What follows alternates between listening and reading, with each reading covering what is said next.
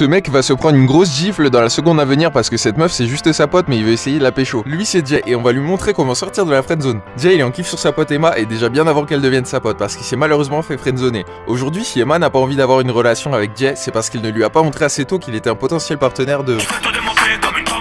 Bref, censure. Donc Emma elle n'a pas cherché plus loin et elle l'a mis sur le banc de touche. Déjà il va falloir que Jay prenne un peu de distance pour lui montrer un changement brutal. Parce que si Jay ne répond plus présent du jour au lendemain, ça va la faire cogiter et se dire mais il est sérieux ou quoi? Il donne presque plus de nouvelles. Je comprends pas parce qu'en vrai il est un peu attachant quand même.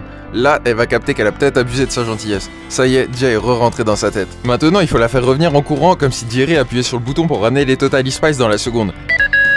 Et ça passe par la solliciter de nouveau, mais pas autant qu'avant, parce que Jay avait peur qu'Emma l'oublie s'il n'envoyait pas un message par jour. Mais avec du recul, Jay ne lui laissait en fait pas le temps pour qu'elle s'intéresse à lui, parce qu'il ramenait toujours la discussion sur Emma. Et il va falloir équilibrer tout ça, mais surtout pimenter la relation, parce que s'il n'y a pas de désir, il n'y a pas de relation. Ça veut dire ne pas hésiter à faire des allusions au péché ultime dans tes phrases ou tes messages, et lui faire voir que t'es à l'aise avec ce sujet. Sans être Hervé le tonton en bout de table à Noël non plus, hein. Mais Jay peut simplement lui dire par SMS qu'il vient à peine de sortir de la douche, et s'il est malin, il peut même laisser sa prochaine réponse en vue pendant 10 minutes pour qu'elle ait bien l'image de lui, avec juste une serviette sur les hanches, et imaginer tout ce qu'il peut faire pendant ces 10 longues minutes. Tout ça combiné à quelques contacts physiques quand Jay va voir Emma, comme lui faire la bise, trouver un prétexte comme voir sa bague de plus près pour lui prendre la main, et si Jay accentue cette stratégie, c'est pas une gifle qu'il va recevoir d'Emma, mais une invitation à dormir chez elle ce soir. Des conseils comme ça, tu peux en trouver d'autres sur le canal, alors fais-toi plaisir, aujourd'hui c'est porte ouverte.